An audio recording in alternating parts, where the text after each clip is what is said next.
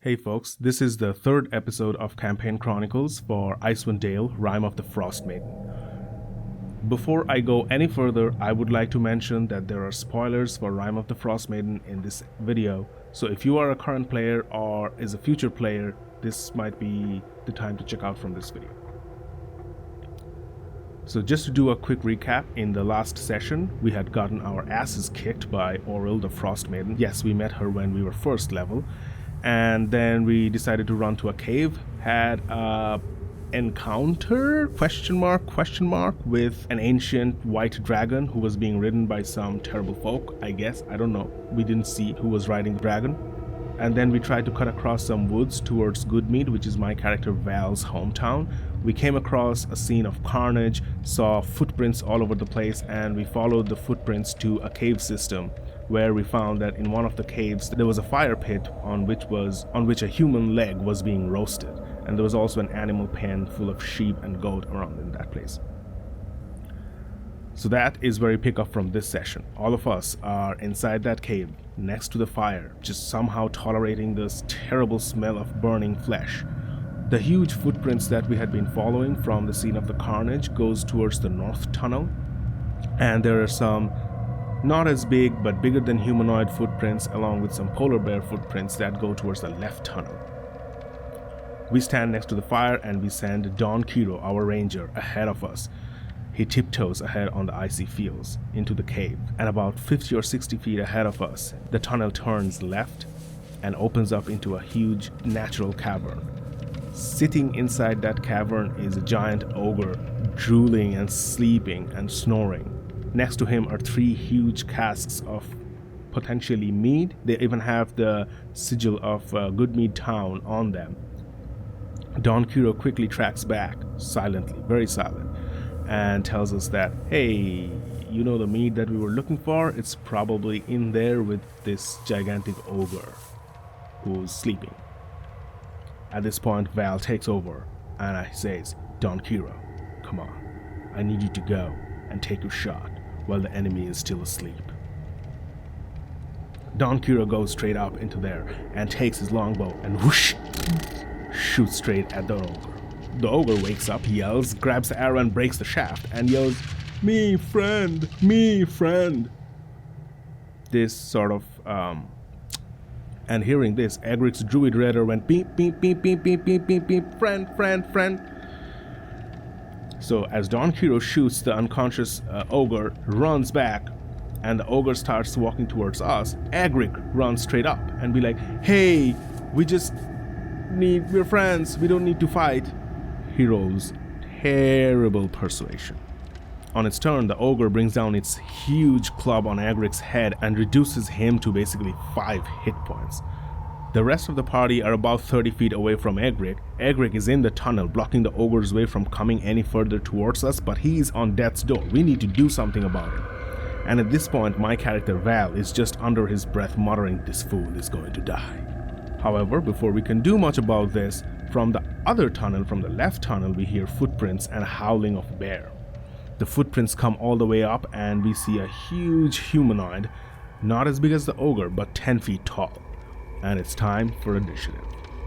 This battle was very, very tactical in a way that we constantly had to reposition ourselves to try and not be downed by 1 or 2 hits, because let me tell you, these folks, in 1 hit they could take us to 0 hit points, and they still have a second hit, which means 2 death saving failures immediately. So this became very scary.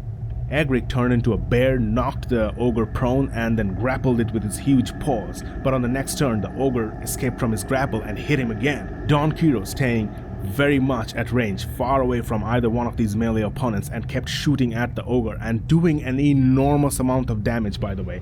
I don't know what this Fey Wanderer Ranger is, but it does crazy amounts of damage on its turn. On my first turn, I invoke my Twilight Sanctuary.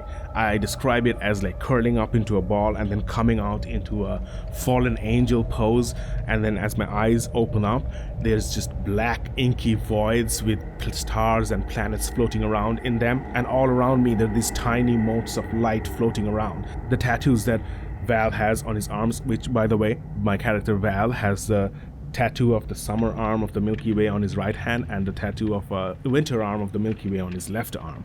And they're no longer there, but they're just tiny motes of light floating around and hitting his allies in the chest and healing them and giving them temporary hit points. So that was my first turn, and then I just ran up to the Verbeeg to engage him in battle.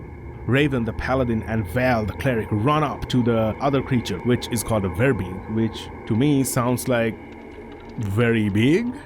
Some of these names from Forgotten Realms is just nonsense. So we engage with it in melee. On the next turn, the Verbeeg hits me twice and makes me unconscious. That was a good thing. That meant my Twilight Sanctuary also went away. Our other cleric, Vaz, stays at distance and tries to cast Bless on us, is also very effective because as a Death Domain cleric, or Grave Domain cleric, I believe, sorry, I might have said death before. As a Grave Domain cleric, when she heals an unconscious person, she gives them maximum possible hit points, which was clutch in this battle, because there was a point in this battle when both the Paladin, Raven, and the Twilight Domain cleric, Val, that is my character, they were both unconscious at the same time. And then Julie's character, Vass, the Grave Domain cleric, went and healed Raven and gave her maximum possible hit points, which means she could come up and then she could cast Lay on Hands on me to bring me back up. This was a pretty crazy battle and we all got beaten up, but we did win in the end. One very fantastic thing that happened in this battle was how Michael takes combat. It was really fascinating to watch and I loved every moment of it. There was this moment when the polar bear came in to try and join the fray. Until this point, Michael in his bear form was engaging with the ogre, but right before his turn, the ogre was killed by Don Quiro's arrow. So at this point, Michael, as his bonus action, drops the beast shape, comes back to his druid form, and he casts as an action Animal Friendship or Charm Animals or something like that on the polar bear. And the polar bear fails its saving throw, which means the polar bear was now torn between whether to follow the Verbeeg or follow Michael, or Michael's character Agric.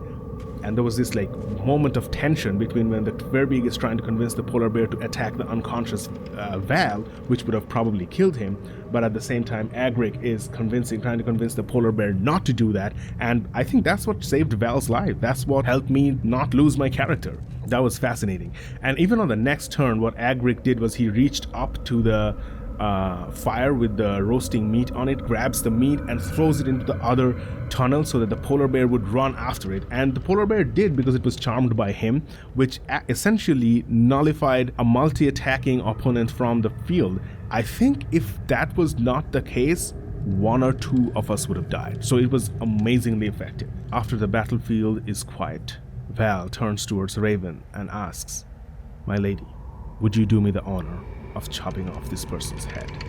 Raven goes through a little bit of a moral dilemma because the Verbeeg was not dead, it had fallen under my sleep spell and was unconscious. And Raven thought that this was not a fair fight now that it is unconscious. Val reminded her that, of course it is not. When the Verbeeg attacked the town master of Goodmead, it was not a fair fight, and the townspeople died. When the ogre attacked the guards of Goodmead, it was not a fair fight, and the guards were torn apart. Of course it's not a fair fight. Life doesn't have fair fights. Raven was convinced, and she raised her huge great axe and chopped off the Verbeeg's head, which is now, by the way, stuck on top of Val's halberd, and he's planning to display it to the townsfolk of Goodmead and say, "We have revenge." We're long resting in the cave after the fight. Val cuts off the ogre tusks and makes two necklaces out of the ogre tusks and presents one to Agric and the other one to Don Quiro, because as far as he's concerned, they're the ones who killed the ogre and they deserve the trophy. Raven goes around investigating a lot of stuff around here, finds a strange statue in the river, also some looks like burial tombs, just bones left now. There was nothing interesting in there. Vastani Savrus is busy desecrating the bodies of the ogre and the Verbeeg so that they do not find peace in afterlife because they're so evil and bad.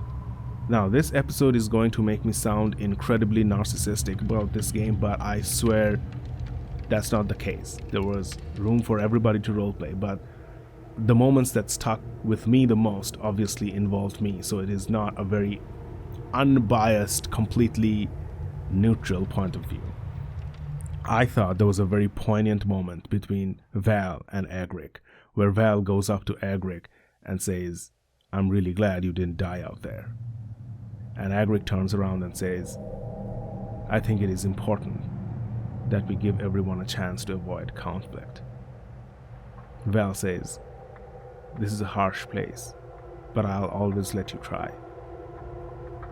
And he definitely let Agric try, because when we're just about finishing up our long rest, or rather a short rest, we hear from outside a voice, a feminine but deep, gravelly voice that says, Doug, are you there?"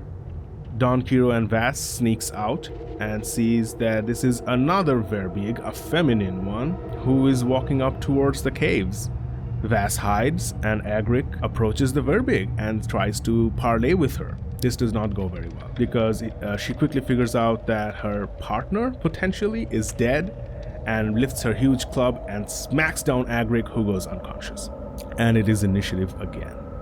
This initiative, however, was completely stolen by Raven. She ran into the narrow cavern entrance and engaged the Verbeeg by herself in melee. She stood there taking blow after blow, stopping the Verbeeg from coming onto the rest of us. And behind the Verbeeg was Vass, just harassing her from distance. She also had brought back Egric, who could also harass the Verbeeg from distance. So Raven heroically just engaged the Verbeeg all by herself, and the rest of us could stay at range and just pound down on her. This battle was not nearly as difficult as it could have been because of Raven's heroics. She did at one point go unconscious, but then thankfully Vass had enough spell slots left to bring her back out, and nobody died. After this encounter, we decided that, hey, you know what, it's getting dark, let's just all pack up our stuff here. We have mended the broken cart that was here. We loaded the casks of ale onto it. We also found many other loot that seemed like stolen from supply caravans along the Eastway, which is one of the main roads that connect Goodmead and many of the other 10 towns. We piled it all up onto the cart and we set out on our journey to go back to Goodmead. And that is where that session ended.